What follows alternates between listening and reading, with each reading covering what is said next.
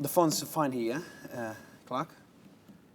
The phone is fine on the table, yeah? I might use it in case I need it. As long as you don't mind seeing it, we're going to pick it Yeah, up. it's fine, yeah. It doesn't look bad, yeah? Usually I hide it, but I think there's no point.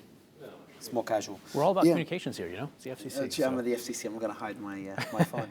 Well, Commissioner, I'm just going to start off with a post you put out a few hours ago. I'm going to read out part of it, the first part. The FCC just released the text of its 3-2 decision to approve a Soros-backed group's purchase of 200-plus radio stations. And where it gets concerning is the second part. The Commission's decision today is unprecedented. Never before has the Commission voted to approve the transfer of a broadcast license, let alone the transfer of broadcast licenses for over 200 radio stations across more than 40 markets without following the requirements and procedures codified in federal law. Not once. And then you go on to explain it further. Please explain why, what does it mean, and let's try to make sense of what just happened. Yeah. So a couple months ago, a Soros-backed group filed a petition at the FCC asking us to approve their acquisition of over 200 licenses, radio licenses, across more than 40 markets or cities. And when they came forward with their petition, they said, we have some foreign investment that is part of this deal of buying these 200 radio stations. Well, the FCC has long had a process in place. When you have what we call excessive foreign ownership, meaning more than 25% foreign ownership, you have to go through a special process that includes not just the FCC, but executive branch agencies that have expertise in national security issues, trade policy issues, foreign policy issues. We have codified that in federal law. But this particular group came in and they asked for a waiver of that process so that they could get the reins of these 200 radio stations almost immediately. And for the very first time ever, the FCC just today released its decision to approve their acquisition. Now, they say they're going to come back on the back end and go through this process. But again, this is unprecedented. The Commission itself has never done this. And if you step back, right now, this government, this administration is killing transactions and deals left and right, including this FCC. And yet somehow this particular deal sails through without following the normal process. Okay, so I want to try to connect the dots. And if you can help me, that would be great. So it does seem like it's a national security risk, and that's why it has to go through that process. To go through, a long checklist. I think that process takes months. Could take about 6 months. 6 months. All right. When was the last time, to your knowledge, that any company has gone through such a process? Is it common? Does it happen often? It happens fairly regularly that we send any type of licensee, whether it's radio or TV or even sort of traditional telephone companies. They need to run through what we call the team telecom process. That happens fairly routinely. Okay, so we have the Soros Wealth Management, I think it's called the Soros Wealth Fund. Yeah. And Soros has a history. A lot of people criticize him for interfering through various ways in the elections or various political movements. He's very, outspoken as well. I want to try to connect the dots, and I'm always, I'm genuinely a naive person. I try to look at the best in, I'm a big believer in the American democracy, in the American legal system.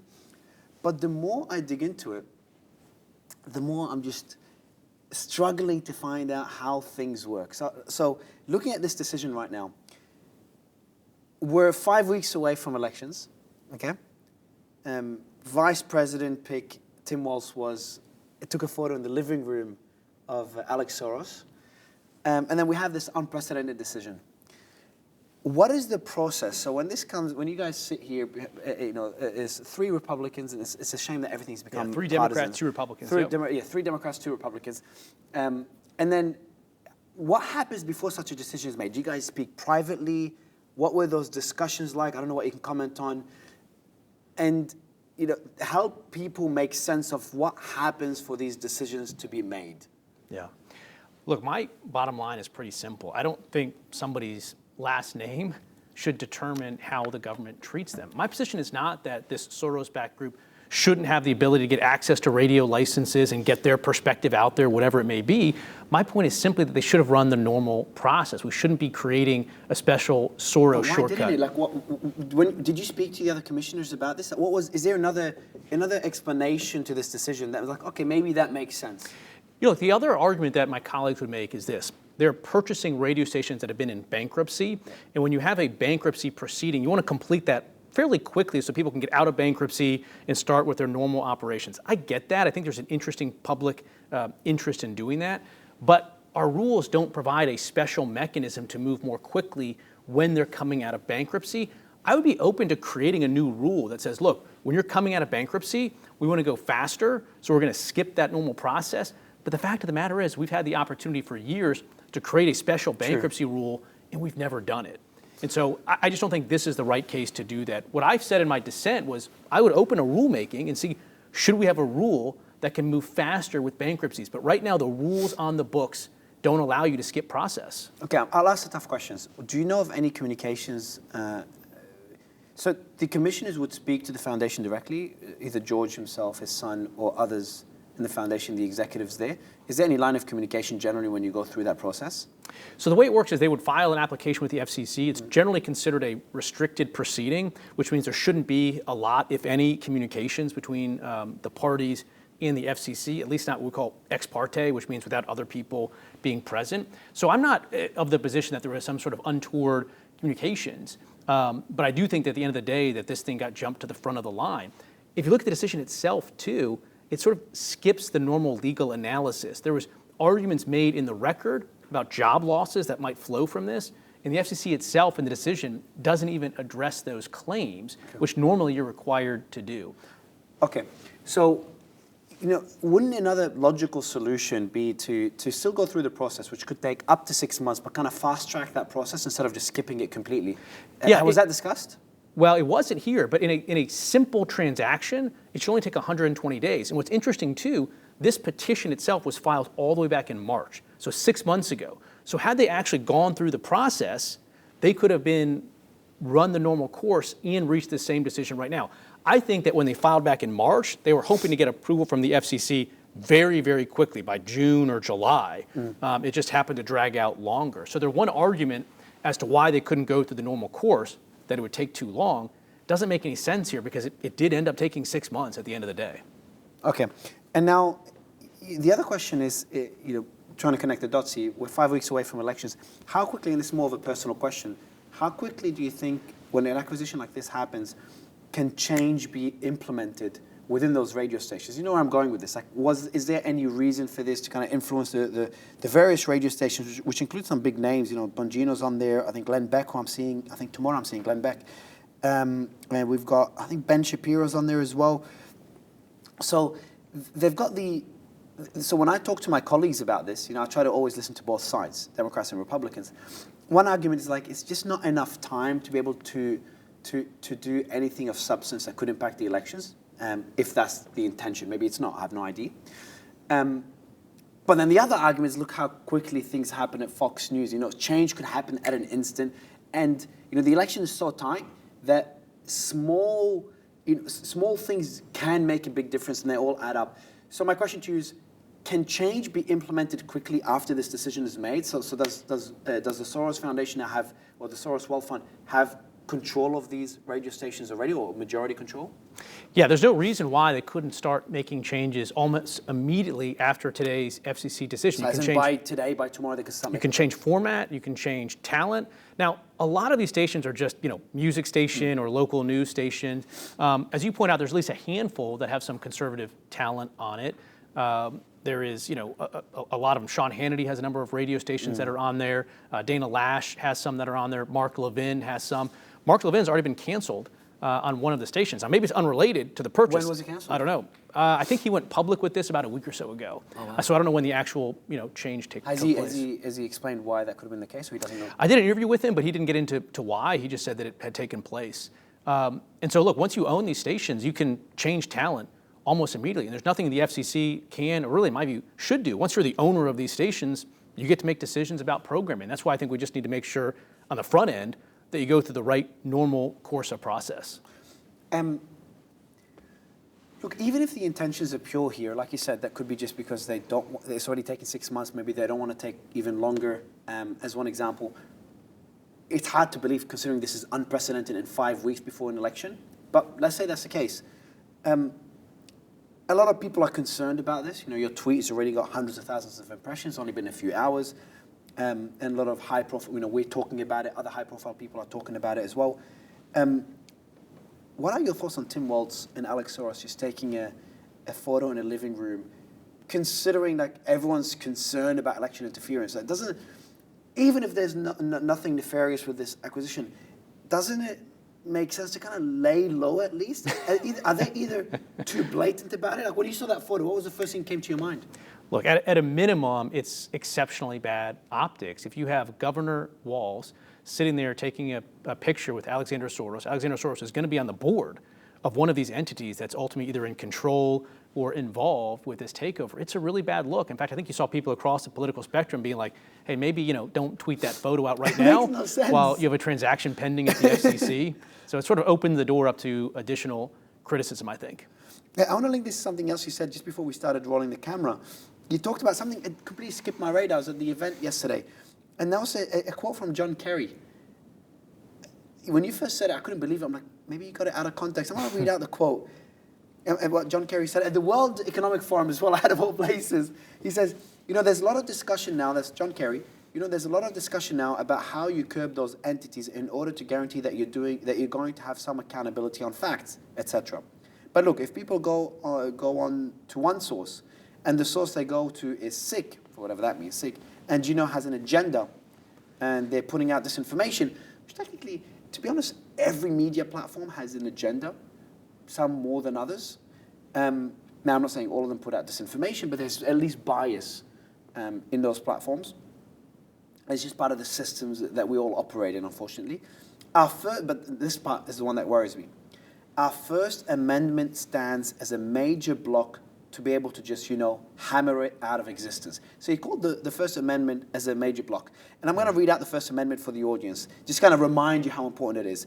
Congress, that's what the First Amendment says.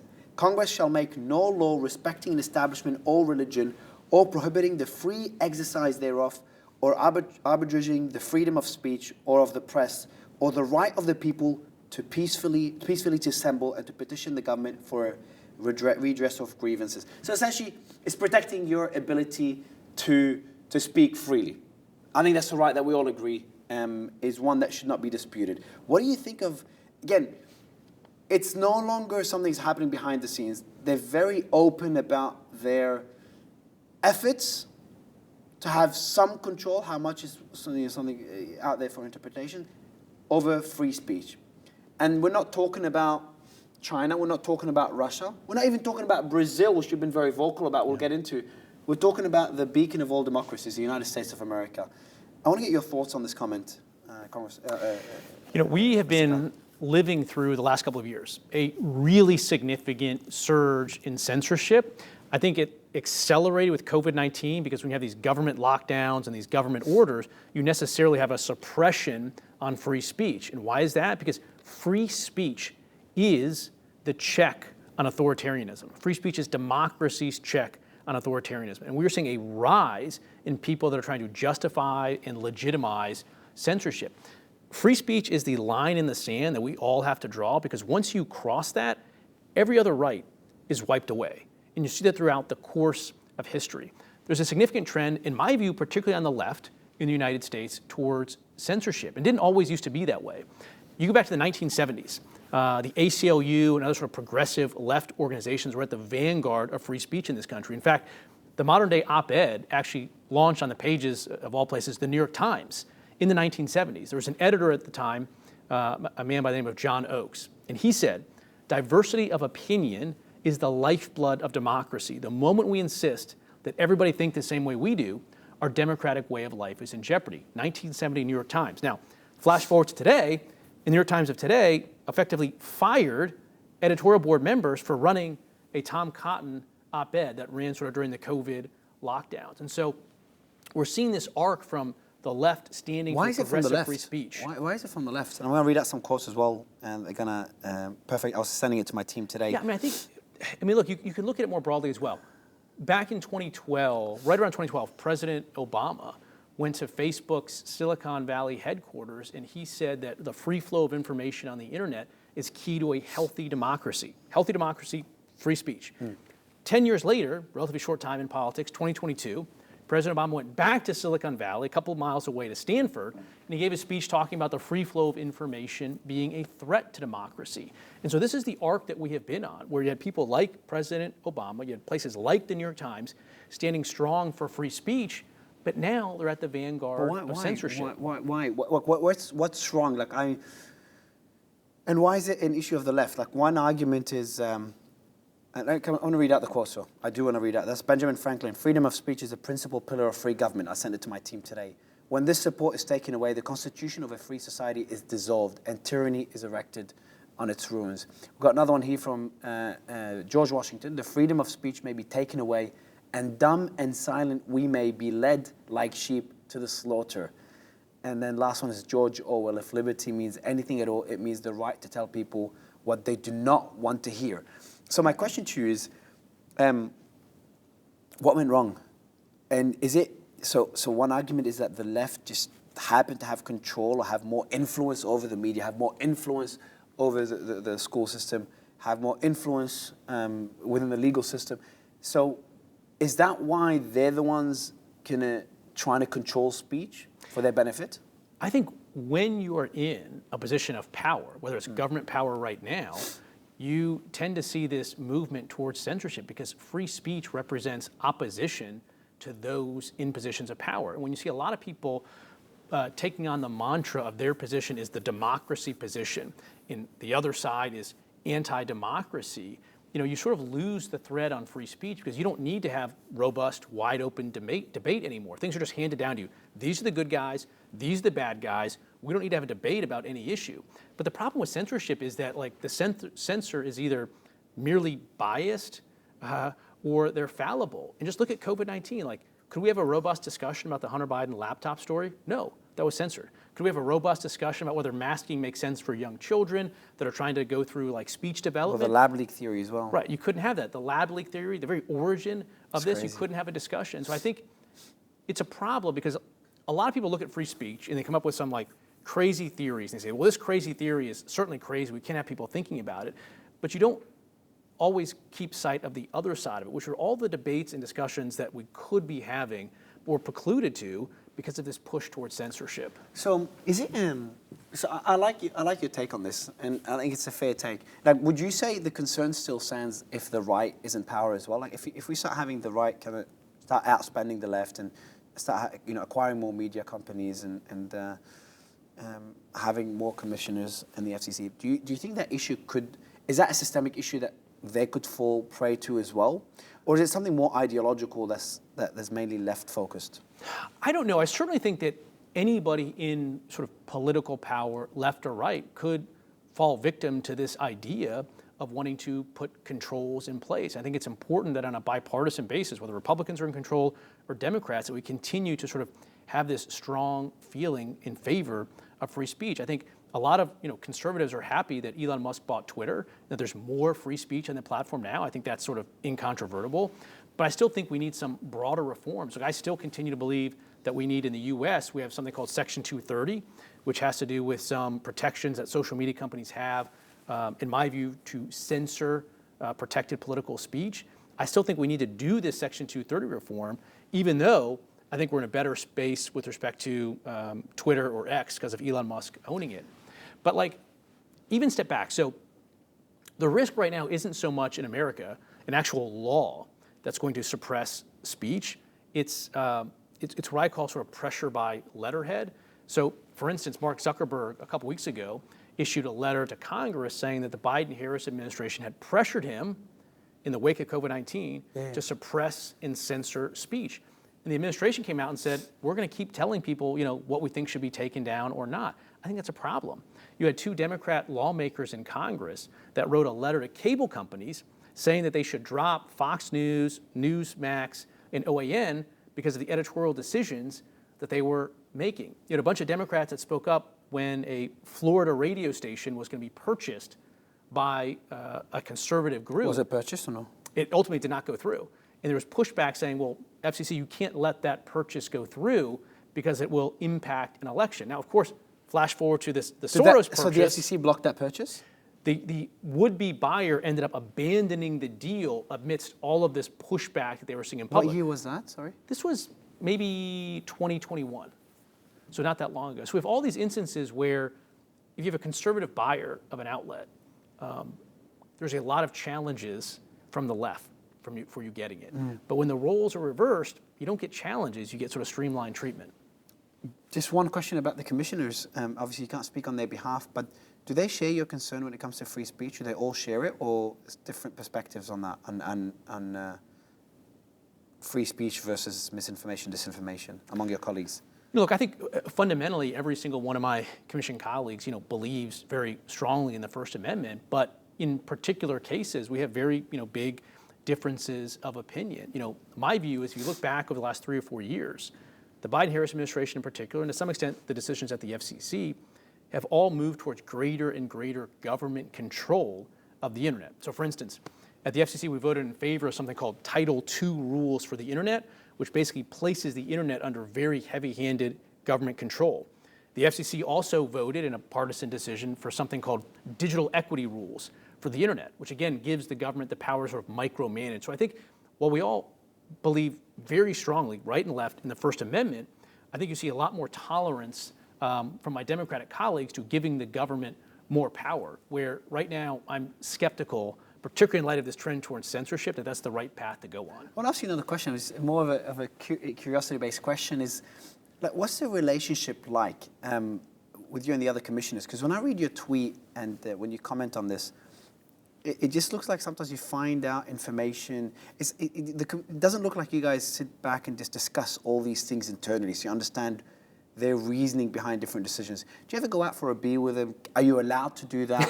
What happens behind the scenes that we don't get to see that you can talk about? Yeah, I don't think I've ever had a beer with my FCC colleagues. We do really? go out to lunch every once in a while. We have regular meetings together. We go into each other's Weekly? offices. About monthly. Okay. But we bump into each other, here in the building all the time. And actually, we get along really, really well. All five of you? All five of us. We have really nice. good relationships. We talk to each other regularly. And again, 99% of what we do inside this building is bipartisan, is unanimous. There's been a couple exceptions to that rule. We have really big policy disagreements on a couple of issues. And there's been times where I've been caught by surprise, where I would have appreciated a heads up from my colleague, but it didn't happen. There's things that the agency does at the staff level, and the staff is responsive to Democrat leadership, that I read about for the first time in the trade press. I'm sure if you ask them, they would say prior Republican chairs did the same thing to them. But again, the vast majority of what we do is bipartisan, it's unanimous, but there are a handful of things, and they happen to coincide with the things that people are interested in a headline perspective, where we do have pretty big differences. But I think it's blips on the radar, and then we get back to sort of the normal course of compromising and cutting deals. First, I admire your transparency, and I was telling you behind the scenes you should really start a podcast. But and I love how we're just sitting here. What would you call this boardroom? Yeah, this is the commission meeting room. So Commission once a meeting month, the five of us sit here. The chair sits in the middle. I sit just to the right of the chair. And then the staff will sit here and they'll present items, and we will vote right here from the dais, up or down, and we can give dissenting statements or approving statements. And right here is how the FCC in the main passes our own sort of laws and regulations. The FCC sort of operates like a mini Congress is probably the best way to describe it within the realm of tech and telecom, passing rules or not. Yeah. And then, what do they think about how outspoken you've become when it comes to doing an interview here or the various interviews that you've done, the various tweets?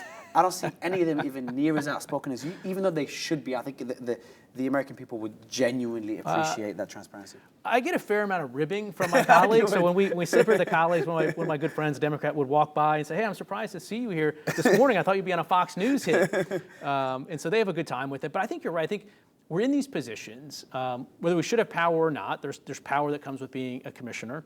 And I think we owe it to the American people to speak directly to them, to speak plainly to them, to not talk in terms like 47 CFR, really complex regulatory language. We need to break this down into really simple terms. Look, to be honest, sometimes some of the nuance in our decision is lost, but you're trying to boil this down in a way that can be approachable. And then if someone wants to learn more, then they can sort of really dig down in the rules and figure out more. But I think we need to speak in a way, again, that is appealable. It makes it so that everyday people can understand what we're doing. Do they do many interviews? No, very few. I can see if they're around if you want me to get them down here. I'd love it, honestly. I genuinely think whether it's with me today, another day, or with anyone else, Democrat or Republican, it's something we need more of, because it's people are starting to question the systems that allow this democracy to function, because they've got concerns, and rightly so. And sometimes people come to the wrong conclusion because no one's communicating to them. No one's explaining to them the reasoning. That's why I've asked you, like, what is their argument to this decision? And we started trying to break it down, even though I still strongly disagree with the decision. So I think that the benefits outweigh the risks of, or the inconvenience of doing what you're doing. So like my only word to them would be, if any, and humbly so, is to do more of these. Yeah. But talking about the FCC, I do want to dig in, and you mentioned Elon. Yeah. So my question is, the concerns have been increasing because of things like this. Biden, it was last year, I think, he was asked, he said, sitting behind the podium with the whole presidential logo and everything, it's just a formal statement of power, says Elon Musk is worth being looked into. That's where the blatant way of doing it is just, why say that publicly like this? Why make it so obvious? You say that and then we see, and then the reporter asks how. It says there's a lot of ways, a lot. And then you have I got this from you, you went through the various agencies. We've got the NLRB, we've got the FTC, we've got the FCC, we've got the Southern District of New York, we've got the DOJ, we've got the Fish and Wildlife Service, that have all found something on Elon or his companies to try to go after him for. And that's someone that's fighting for free speech. That's someone that's in, and we can get into the decision, the Starlink discussion, the FCC, the subsidy, the $800 million subsidy that was rescinded. Let's start on a general perspective. Your thoughts on these comments by a president, and then your thoughts on all these different agencies targeting Elon's companies, which I don't mind, but when you look into the reasons for it, like that black T-shirt one at Tesla, or the food and the Fish and Wildlife Service, because of some quail eggs and crabs were burnt in one of the SpaceX launches, you start looking at it like, come on, like.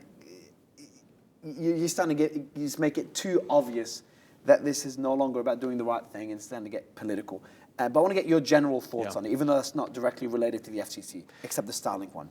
Yeah, look, I think you're right. When President Biden stood at that White House podium and said that Elon Musk, quote, is worth being looked at, I think that was a green light for this, alphabet soup of administrative agencies that are in D.C. to start taking action against him. And as you noted, we have seen, the FAA, the FTC, now the FCC, the NLRB, Fish and Wildlife, the SEC recently is a new one to that list. I forgot the SEC, yeah. And to your point, you could step back and say, well, Elon Musk has a lot of businesses. He likes to push the boundaries in those businesses, and so naturally he's going to rub up against the government. I think that would be an okay argument, except to your point. When you look at the exact issues that are being brought before him, there are things that don't make any sense if you're looking at this from a legal or factual perspective. So as you noted, Fish and Wildlife Service, for instance, they asked about starting a federal investigation because they found some blue land crabs and some bobwhite quail eggs that were charred from a SpaceX launch. I mean, to me, that sounds more like surf and turf than a federal case, but it flummoxed the agency for a little while. Or to your point, there was a concern raised when Elon Musk required people to wear black T-shirts because there's actually an engineering reason for that. And people said, well, that ended up prohibiting people from putting pro-union T-shirts on. So it's one thing to say he's got a lot of... There's one more, I just remember the DOJ one and the SpaceX hiring citizens, people that don't have a green card, that are not citizens. When they have national security issues. Exactly. It's a national security issue.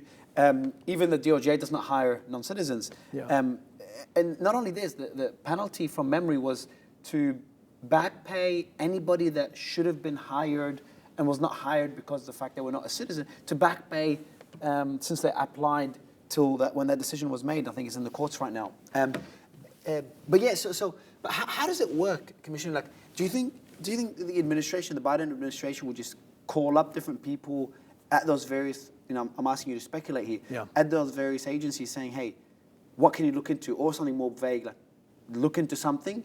Or just that statement on TV is enough to get them to act? That statement alone on TV is more than enough. That is the regulatory bat signal. And every single person that works at an agency would see that, and they would know exactly what the president means. And if it's a close call, should we bring a case, should we not? That type of statement from a president, I think, is very clearly tips the scale. I don't think the president necessarily picked up the phone and called agencies and told them to take action. Why do it so publicly in front of millions of people? I think that's a pretty quick way to get the signal out. And that's why you've seen this unprecedented sort of cavalcade of different agencies that have taken action. I mean, the FCC obviously has added itself to that list. You go back to 2020, we were working during the Trump years to try to bridge the digital divide, to make sure that Americans in rural communities had a fair shot at next-gen connectivity. One of the things we did was we awarded Elon Musk's Starlink a little over $800 million to provide internet access to what we call 640,000, we call them locations, but it's homes and businesses. That's effectively $1,300 in federal support per location. And then right after President Biden made those remarks, all of a sudden the FCC yanks back that award and replaces it with How long nothing. after the remarks? I think there was two decisions. There was a staff decision, and then there was ultimately a commission level decision. Because sometimes we do staff decisions first and then commission. So I don't remember the exact time frame, but it was Within months? It was probably months after the commission level decision was.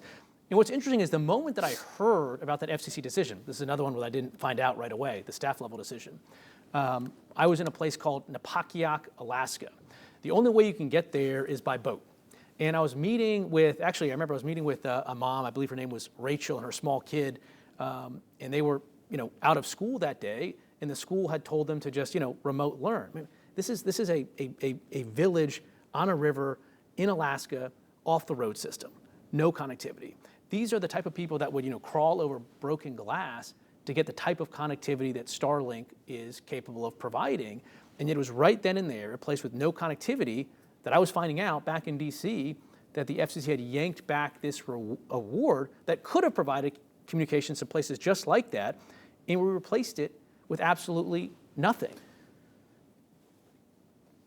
And that's a company that is ahead of pretty much everybody around the world in offering connectivity to rural areas. In Brazil, which we'll dig into in a bit, when Starlink was targeted, and I think the providers or the bank accounts were frozen, they started offering the service for free. If they didn't do that, if Elon did not do that, it would have affected a lot of people in the Amazon forests.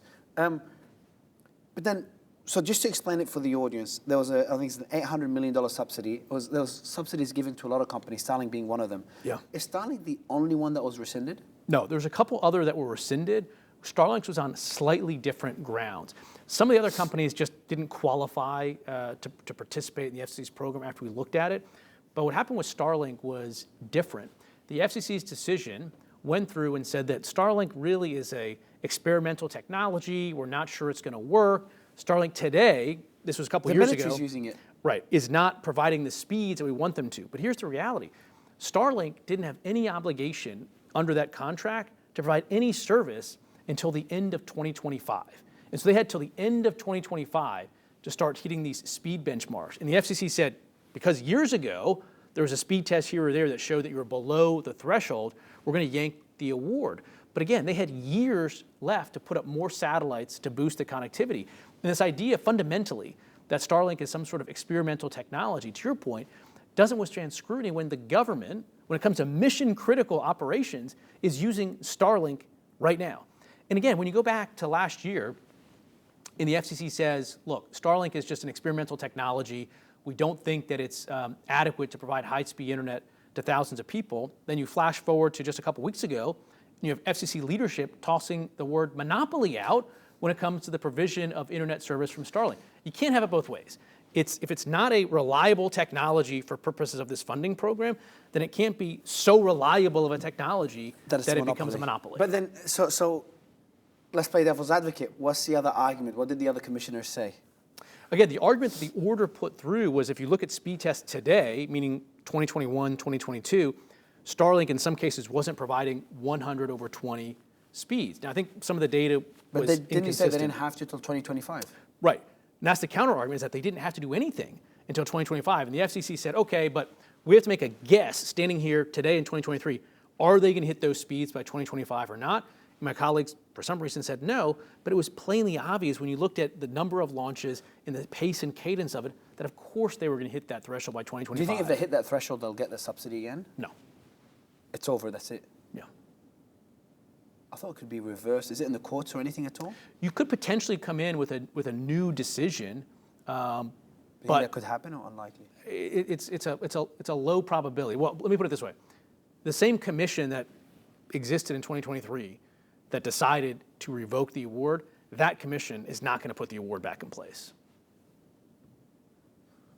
It's a tough question, but and speculative. But do you think they did act on Biden's remarks in this case, or did it at least have an impact? Look, that is not a decision, in my view, that can be explained by the law, the facts, or good policy. Again, in my own view, I think it's downstream of President Biden standing at that podium and making those remarks. If the owner of Starlink was not Elon Musk, I don't think that they would have had that award revoked. And I like competition. Look, I mean, Amazon Kuiper is offering very similar service to Starlink. They aren't up and launched yet. I hope they do get up and launched soon. I think competition from them would be great. But again, that's not a decision, in my view, that can be explained other than going back to President Biden's remarks. Have you mentioned that to the other commissioners directly? Like, this is Biden. Were you upset at the time, or you were like, hey, it's part of it? I effectively made that point in my dissent from the decision.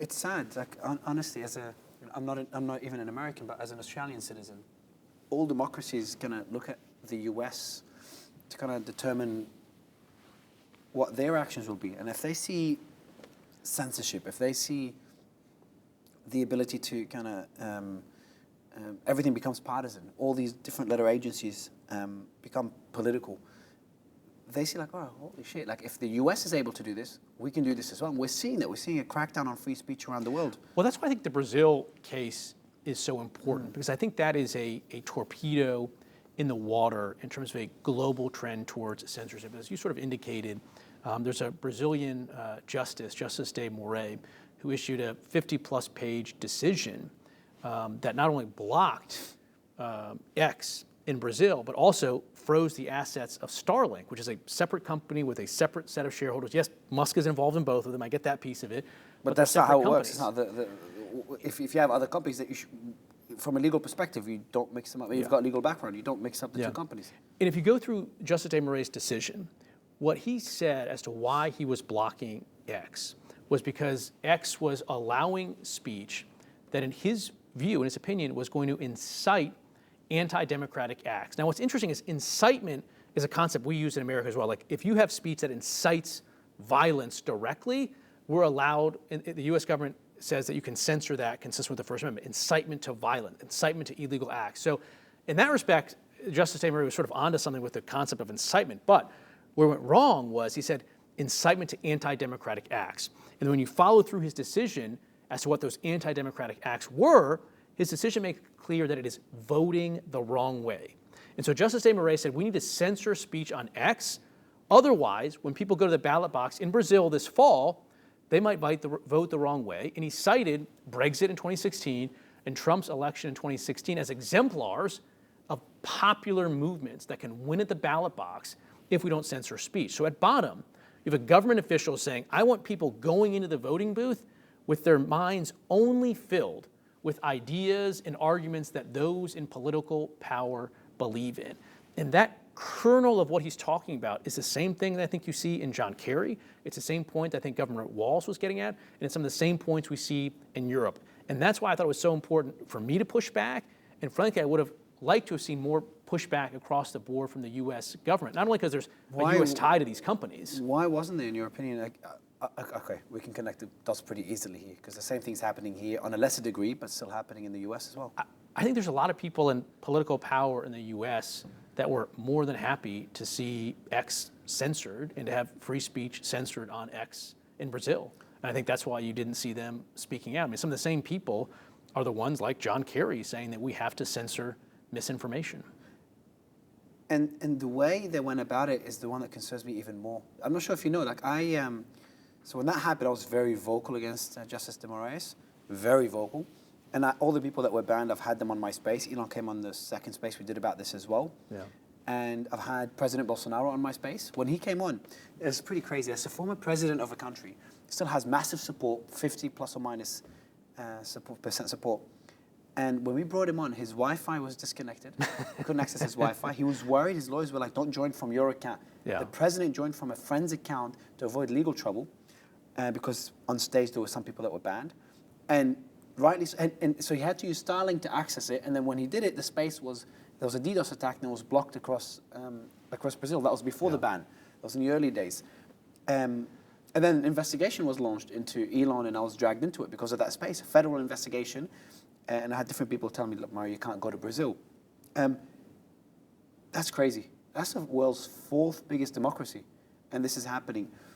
Yeah, again, we saw the same thing in Europe when Elon Musk was holding a space for one of the presidential candidates. You had a letter from the now resigned European Commission official, Breton, indicating that he was somehow going to launch an investigation. That's a foreigner when it comes to an American businessman, an American former president and candidate. But that's the problem is it has become mainstreamed that you can censor political speech. And again, the pattern that I'm seeing is that the target of the censorship, not in all cases, but in a lot of these, is populist speech by government officials that claim that they're acting in defense of democracy. You cannot censor speech in defense of democracy. That is the contrary move to democracy.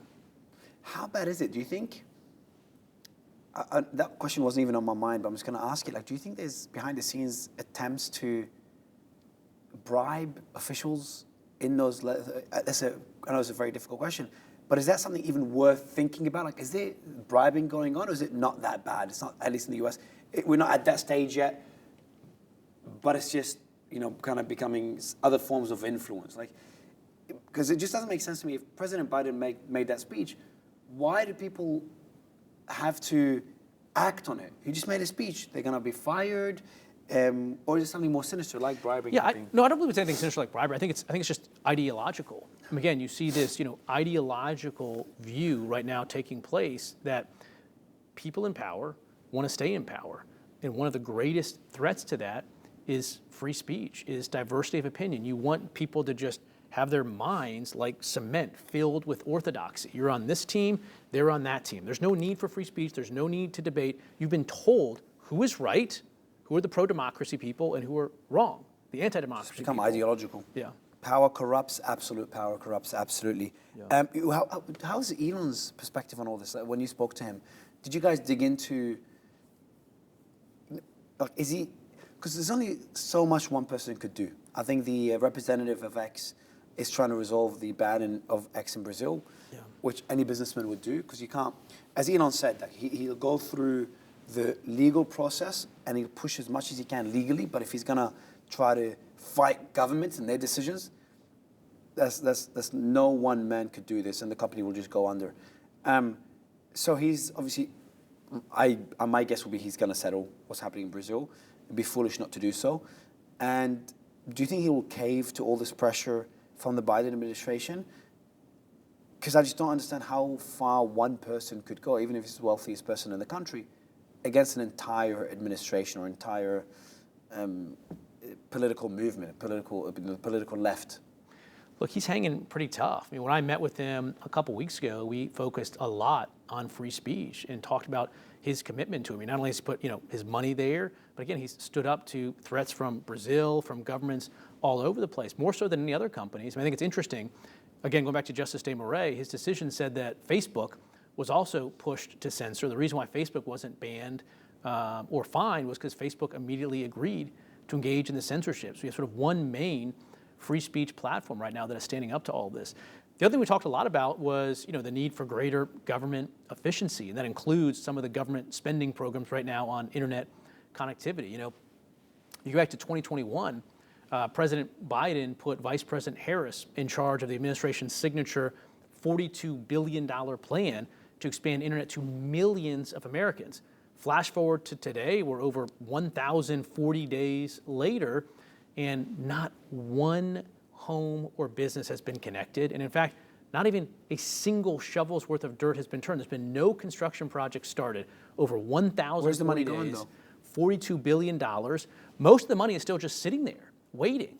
Because what's been going on is the administration, again under Vice President Harris's leadership, has been adopting all these regulations that are effectively promoting a wish list of progressive policy goals. So for instance, during this 1,000 days, they've adopted rules to promote DEI, to promote a climate change agenda. They've put price control rules in place, preferences for government-run networks, preferences for fiber networks as opposed to Starlink and others. So all of this time is being wasted putting these sort of far-left policy ideas in place rather than simply quickly connecting people. So I think we need to come in with this $42 billion program, get rid of the DEI requirements, get rid of the climate change agenda, and just focus on quickly connecting people. Again, Starlink or maybe soon Kuiper could very quickly do this.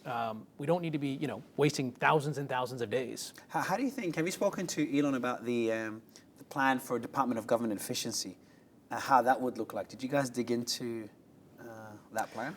Look, as a general matter, I do think we need to bring more efficiency. And if you step back and think about Elon Musk's sort of production algorithm, this is how he sort of gets all of his manufacturing facilities going very quickly. He did with Twitter as well after the acquisition, as an example. Those principles, in my view, are ones that could be applied to really good effect to the government. It's about first principles thinking. It's about deleting unnecessary requirements. I think there's billions and billions of dollars in savings and efficiencies that we can deliver to the American people if we take Elon Musk's production algorithm and apply it to the regulatory state.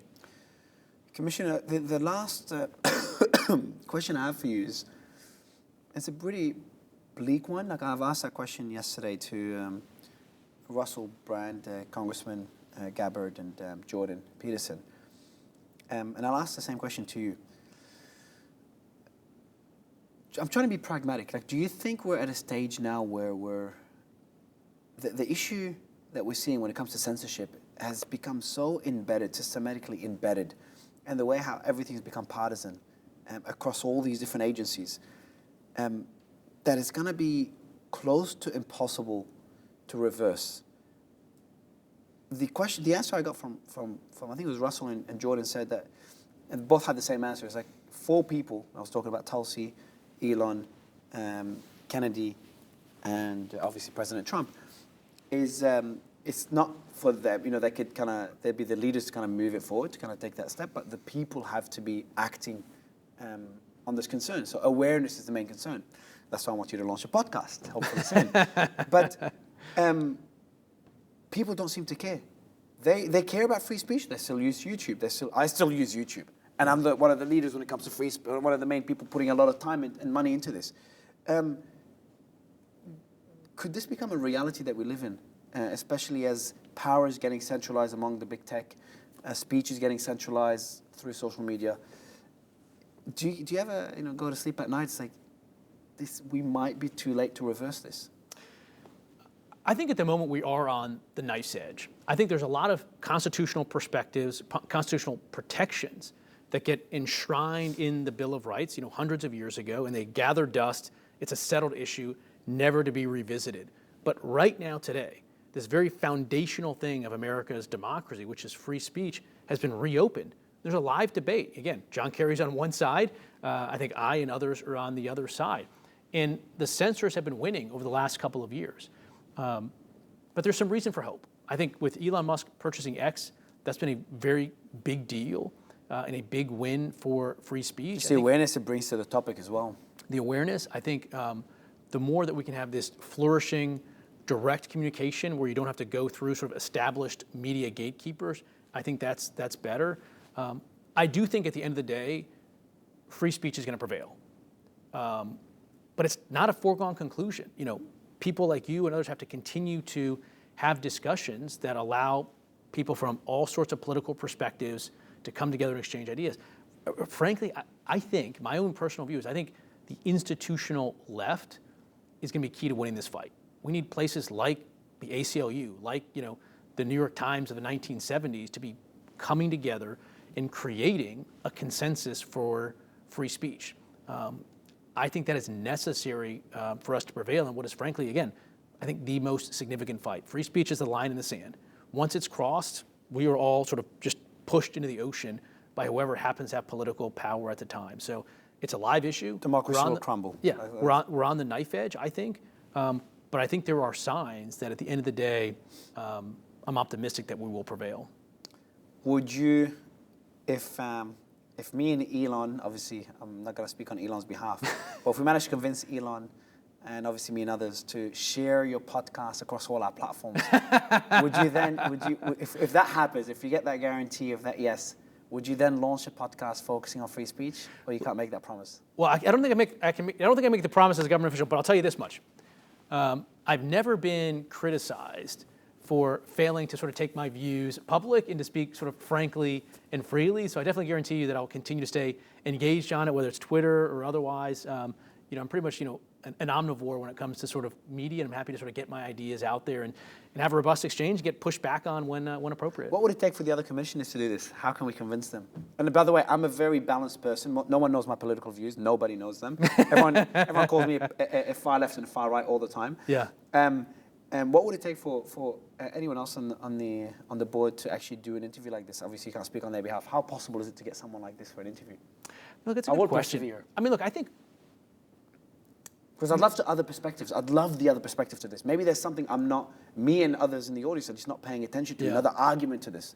Yeah, I mean, look, I'm one person. I have my views, my biases. So to your point, you need to go out and get, contrary perspective. No one should take what I'm saying, like it's the gospel. I try to be balanced. I try to get both sides of it, but I am, one person. Just go knock on their door now. Yeah, you can do it. But look, I think most government officials are fairly sort of risk averse. I think that's how they sort of made it through their careers, is not taking super big risks. But again, I just fundamentally have you faced a lot of pressure from you taking the risk of being so vocal, or not pressure yet, just kind of snides here and there? Yeah, no pressure yet at this point. But again, I just think we owe it to people to when you're a government official, particularly when you're not elected, right? Like no one elected me into this job, no one elected any of my colleagues, but we're making important decisions that affect people's everyday lives. I think we owe it to them to speak clearly and directly to them.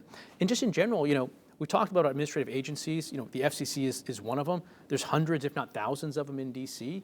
And this, alphabet soup of administrative agencies, they're increasingly having a lot of power over people's everyday lives. We have a Congress here that's split, right?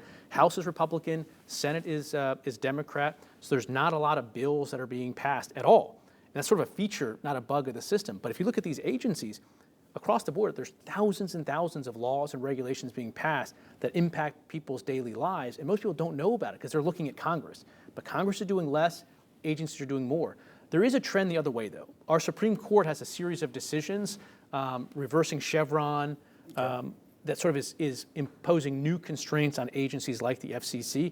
I think it's a good thing. Now, maybe it constrains me when I want to do something that I think is good, but net, we've got to return power back to people's elected representatives in Congress officials. And have less of a role for those of us, on the dais. I think that's the main problem. I think it's the centralization of power, which includes more decisions moving to unelected officials and what people call the establishment, which is not like everyone likes to look at that establishment, those evil people on a big table on top of a building making decisions. No, I think it's just it's more of a systemic issue of less. Because like the system that allows this democracy to function, the more I look into it, it's a very complex system, very, very complex and obscure system. But I think bringing more transparency to it, and then bringing, spreading decision-making across even more people, which might lead to inefficiency in some cases, but I think it reduces the likelihood of centralization of power, and bringing it to elected officials. I think that's a very, very important one with term limits. Commissioner, it's just been an incredible discussion for us. I really enjoyed it, yeah.